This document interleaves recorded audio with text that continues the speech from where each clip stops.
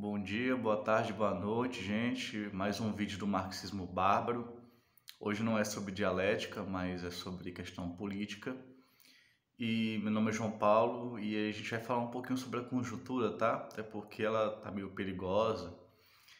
E eu vou evitar no canal falar de conjuntura, mas eu acho que vale a pena falar neste caso, tá? Se fala muito na mídia, e é próprio assim do trato da mídia, tratar as coisas de forma estruturais nas instituições, tá? Dá muito relevo à subjetividade, que é importantíssima, a personalidade é importantíssima. Por exemplo, numa análise marxista, você tem que analisar a psicologia do Bolsonaro, que é presidente da República. Mas você não pode explicar o golpe em si pela personalidade do Bolsonaro, tá? Se houver um golpe militar no Brasil, em si não pode ser explicado pelo Bolsonaro, tá?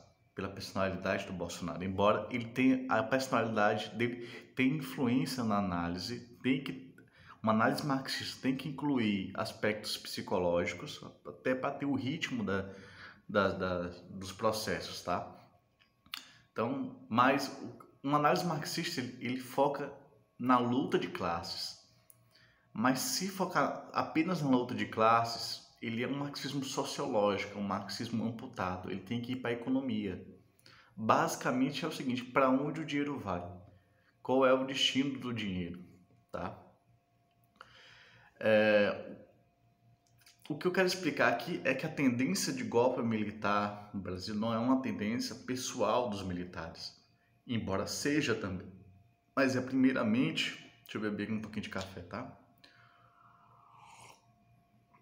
Mas é primeiramente uma tendência objetiva da economia.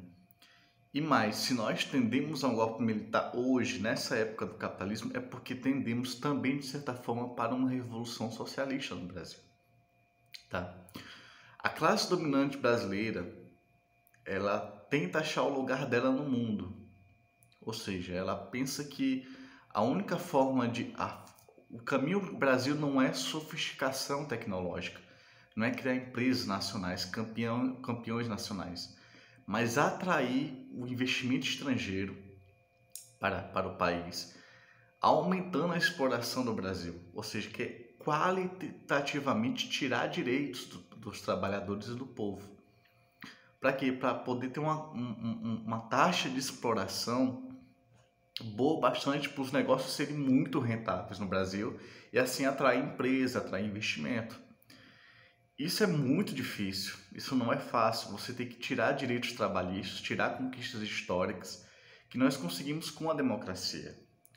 Veja bem, o vídeo não vai ser tão curto, tá? Mas vai ser importante, vai ser bom. Quando no final da ditadura o Brasil tinha aquela hiperinflação, inflação realmente alta, mensal, o Brasil beirou uma revolução socialista no final da ditadura.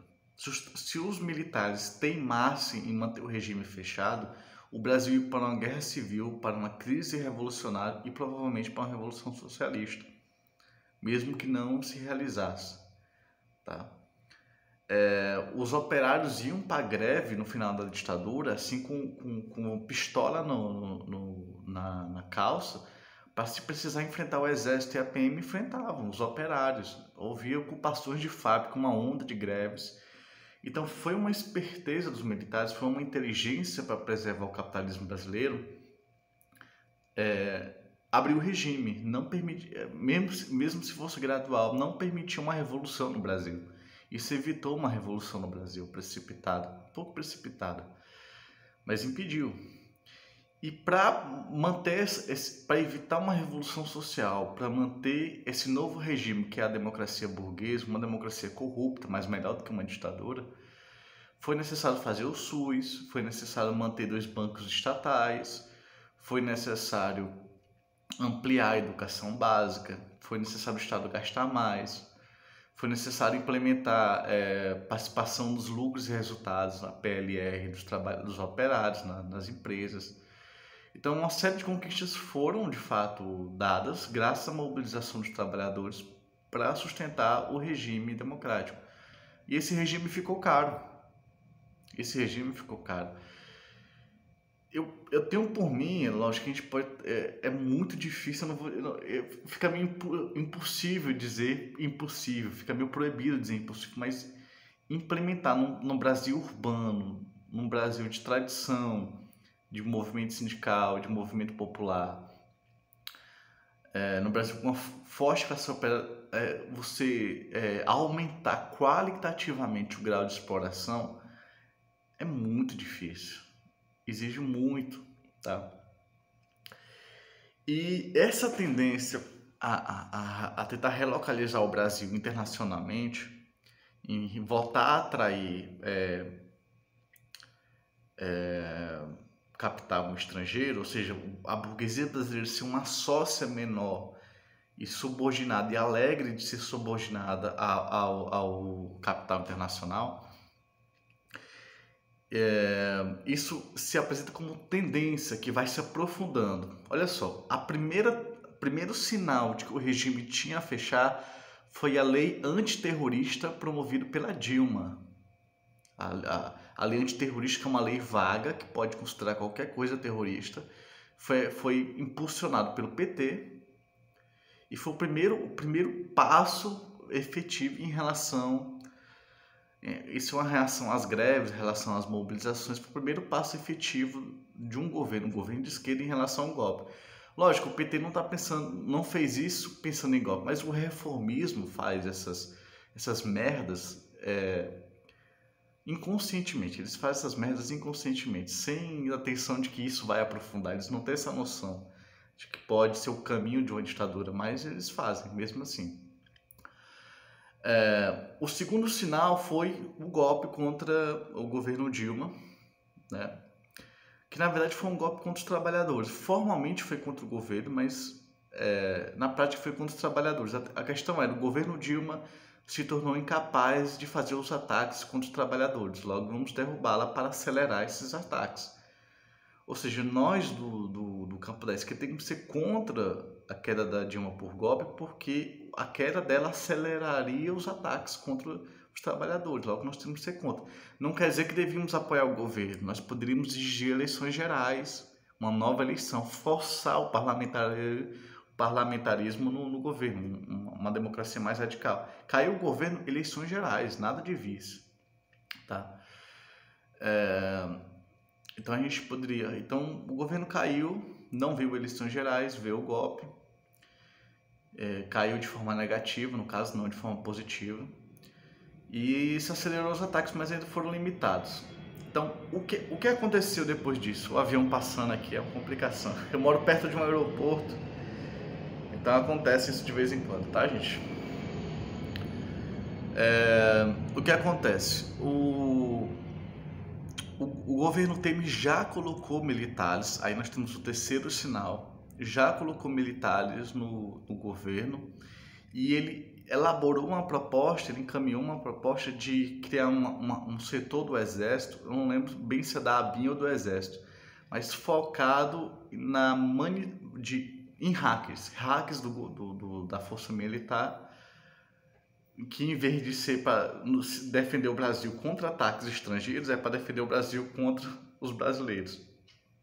Vamos dizer assim, defender o poder contra os trabalhadores, contra os movimentos sociais. Para isso, ele impulsionou um movimento hacker e a presença de militares no governo. Aí entra o acaso, tá? O governo Bolsonaro, o acaso faz parte da história. O Bolsonaro decidiu ser candidato. Por acaso ou não por acaso, a gente pode no futuro saber disso, que não foi por acaso, ele levou uma facada e ganhou as eleições. O que é que diz a lógica marxista e a lógica hegeliana? Que o acaso ou a contingência é aquilo que pode acontecer ou não acontecer, tá? Algo que pode acontecer ou pode não acontecer. Ele é como se fosse o oposto da necessidade. A necessidade tem que acontecer. O acaso e a contingência, eles expressam a necessidade, ou seja, pode ser um acaso que elegeu Bolsonaro, mas o acaso ele acelera uma necessidade, que é fechar o regime de Estado no Brasil. Então, o governo Bolsonaro foi o outro passo, o quarto passo em direção a um regime fechado. Veja que está progredindo. Começou com a lei antiterrorista, golpe contra Dilma, presença de militares no governo Temer, eleição de Bolsonaro e a grande presença dos militares. E muito militar tem cargo no governo e eles não vão querer perder esse cargo porque é uma boca que eles têm legalmente e ilegalmente por meio de corrupção. Eu vou debater no final do vídeo como é que o que acontecerá se tiver uma ditadura. O que acontecerá, além da própria ditadura, tá? Aí entra, recentemente, isso que aconteceu essas duas últimas semanas, da carta que bancos e entidades fizeram, né, em defesa da democracia. É claro que o Bolsonaro está pensando em não ir para a cadeia. Mas, mais uma vez, o acaso expressa uma necessidade. Ele está expressando de forma indireta uma tendência a fechar o regime. Ele está pensando só nele, mas indiretamente a história está se fazendo dele, a história está agindo sobre ele. Tá?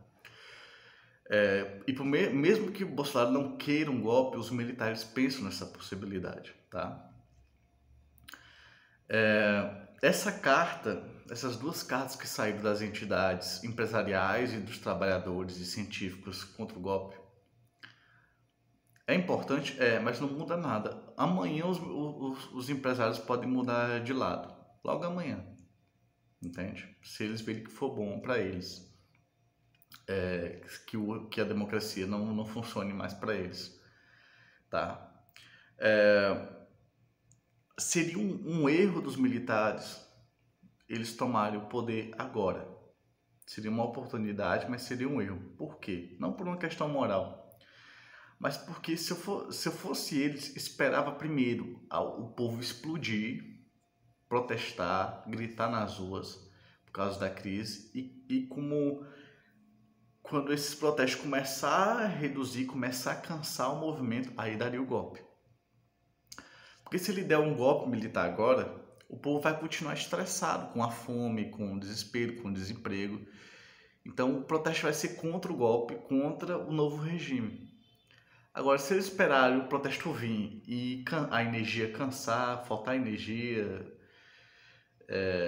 diminuir e dar o golpe, vai ser melhor para eles. Eu estou dando um conselho para os militares, não acredito nisso. Mas é uma questão. Mesmo dando um golpe agora, eles podem segurar o poder, mas vão ter a dificuldade da mobilização nas ruas cedo ou tarde, tá? A questão é como impedir o golpe, não é com carta. Tá? A única forma de impedir golpe é mobilização operária e popular. Problema: o povo não vai para a rua por causa da democracia, e com razão. A nossa democracia é uma democracia dos ricos, é um antro de corrupção, de roubalheira, de falta de planejamento. É uma democracia degenerada. O povo tem razão de ter raiva da democracia. Dessa raiva pode vir duas soluções: ou fecha o Congresso, ou se funda um Congresso de democracia direta, que é o socialismo. Tá? Ou vem uma ditadura, ou vem a democracia socialista. E como fazer isso? Não se mobiliza o povo por democracia, se mobiliza o povo. Quais são as questões mais doloridas nos trabalhadores? O que é que dói mais os trabalhadores e a classe média? O que é? Bom, o primeiro problema é o desemprego, que está gerando fome. Então, qual é a solução para isso? Não, a gente pode fazer um plano de obras públicas, mas o efeito vai ser pequeno. Nós podemos fazer de imediato o mais importante, que é reduzir a jornada de trabalho para 30 horas semanais. Com essa redução drástica das horas de trabalho, a patronal vai ser obrigada a contratar. Aí vai fazer um efeito em cadeia. Mais salário, mais gente trabalhando, mais salário, mais consumo, vai aumentando a demanda e tudo mais. E vai gerar um efeito positivo, um ciclo virtuoso de emprego gerando mais emprego. A primeira medida, portanto, para acabar com a fome e com o desemprego é reduzir a jornada de trabalho para 30 horas semanais. Tá? E isso exige uma briga contra a burguesia muito séria. Segunda questão, os trabalhadores e a classe média estão endividados, muito endividados. 80, mais ou menos 80% da população está endividada. Está endividada. Isso limita o consumo, limita negócios e tudo mais. Pequenas empresas estão no Serasa, estão muito endividadas. Qual é a solução? Cancelar, anular a dívida dos trabalhadores e pequenos empresários. Isso vai gerar uma onda de consumo nova, e com essa onda de consumo gera demanda, com essa demanda gera mais emprego e tudo mais. Terceiro problema muito sério, a gasolina. A gasolina ainda está muito alta. Com todas as manobras do governo, a gasolina está muito alta, o óleo diesel está muito alto e o gás de cozinha está muito alto. O que é que nós podemos fazer? Exigir a redução em 40% do preço do combustível. De imediato, reduzir 40% o preço do combustível. Isso tem um efeito muito bom. As três propostas, mas especialmente as duas últimas, tem um efeito de atrair para a classe operária uma parte significativa da classe média, que hoje está com fascismo. O fascismo se apoia muito na classe média. E a gente atrair a classe média para a esquerda é muito importante, principalmente para a classe operária. Então, unir a classe operária e aqueles que são ligados à classe operária, ao movimento comunista, podem ganhar a simpatia da classe média. Tá? Isso se faz exigindo 40% de corte no preço, um congelamento do preço, exigir o cancelamento da dívida dos trabalhadores e pequenos empresários e exigir pleno emprego já, né? Que é trabalhar menos, trabalhar todos, uma jornada de 30 horas semanais, tá bom? Sem redução dos salários.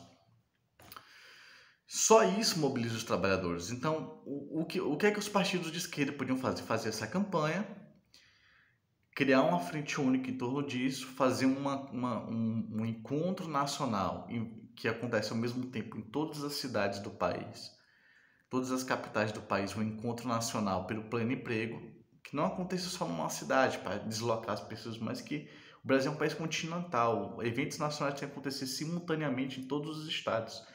Então a gente fazia um encontro nacional em cada estado de campanha pelo pleno emprego, que exige a redução da jornada de trabalho para 30 horas. Aí eu proponho aos candidatos do PSTU e do PCB e da Unidade Popular que nas suas campanhas de eleitorado façam essa campanha pelas 30 horas semanais de jornada de trabalho para acabar com o desemprego e com a fome. E que, se possível, aproveitar a eleição para fazer esse grande encontro que acontece em todas as capitais, das grandes cidades, pelo pleno emprego, para fazer uma campanha unificada, entende? Com protesto, com panfletagem, encher o saco da população com essa proposta de forma a torná-la popular, entende? Que uma hora vai explodir, uma hora vai explodir para o bem. O que acontecerá se os militares tomarem o poder? Primeiro, os militares vão ficar viciados no poder porque vai dar dinheiro, vai ter muita corrupção que não vai ser investigada e os militares vão enriquecer e nunca mais vão largar o Estado. Na Síria e na Líbia aconteceu isso, né? O poder de famílias, o poder de um grupo militar é muito próprio do Oriente Médio, se funde com o Estado. Então, se antes os militares cederam na década de 80, cederam o regime para a democracia, hoje eles não fariam isso, eles se corromperiam, enriqueceriam nas mãos do Estado, se tornariam empresários e líderes estatais. Problema, com uma ditadura eles iam ter mais facilidade de impor uma superexploração da classe trabalhadora. A gente ia perder muitos direitos. Seria um desastre durante 20, 30 anos, uma geração inteira perdida. Isso quer dizer que o regime seria instável, ele não teria estabilidade para se sustentar. O que é que uma ditadura militar no Brasil pode fazer para não cair? Solução: tornar a ditadura um estado evangélico. Então, unir os líderes evangélicos corruptos e implementar uma ditadura religiosa, junto com os militares, mas com traços religiosos, para forçar a passividade do povo, para o povo ficar mais passivo, porque está ali um representante de Deus no governo, no Estado e tudo mais. Então, haveria uma fusão entre milícias e máfias, o exército, o Estado e as igrejas, e os líderes religiosos. Para quê? Para manter estável o regime, tá? Diante dos ataques contra os trabalhadores, com a carestia. Eu não vou entrar em detalhes aqui, mas eu tenho uma teoria das curvas longas de desenvolvimento capitalista que está no meu livro, que está aqui na descrição, uma edição do livro, em que tem um capítulo que mostra que as próximas décadas, eu demonstro isso teoricamente, que as próximas décadas serão de crises duras e crescimentos fracos. Crises duras e crescimentos fracos. O que significa que com os ataques que uma ditadura militar faria, uma ditadura teocrática faria, a precarização da vida será muito, mas muito maior. A vida será muito mais precária. E a única forma de manter o regime estável é ele se tornando uma ditadura com traços religiosos, milicianos, tá? E com traços de máfia mesmo, tá? Como, grosso modo, existe no Oriente Médio, mas nós somos não se fala isso, mas existe um aspecto que nós somos um povo muito violento. Por isso que nós somos cordiais, porque somos muito violentos, evitamos o conflito direto. Mediamos porque somos muito violentos. Nós somos alegres no carnaval porque no dia a dia nós não somos alegres como no carnaval. Tá? O carnaval é o contrário do que nós somos muito brutos. Isso a gente não reconhece tanto na vida brasileira, mas é assim que nós somos. Nós temos uma tradição muito violenta, inclusive do Estado. E uma ditadura vai ter essa característica, tá? É isso. Acredita, a possibilidade do socialismo não está muito longe no Brasil. Parece que é uma coisa distante, pelo menos de médio prazo. Tem coisas que parece que vão durar décadas e em 2 anos tudo muda, entendeu? Tá? Existe uma crise mundial vindo, uma crise que eu quero e não quero ao mesmo tempo, que seja muito séria, né? Existe essa questão que a gente não pode ter torcida nesse sentido, né? Porque uma crise muito séria vai afetar primeiro os trabalhadores, apesar de facilitar revoluções.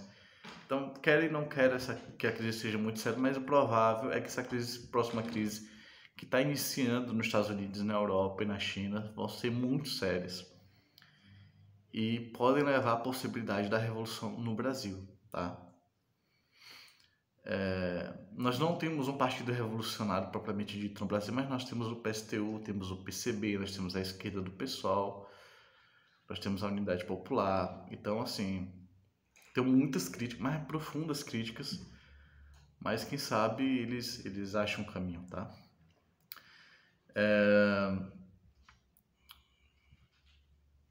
Então é isso, existe uma tendência a fechar o regime no Brasil, porque há uma tendência também à revolução.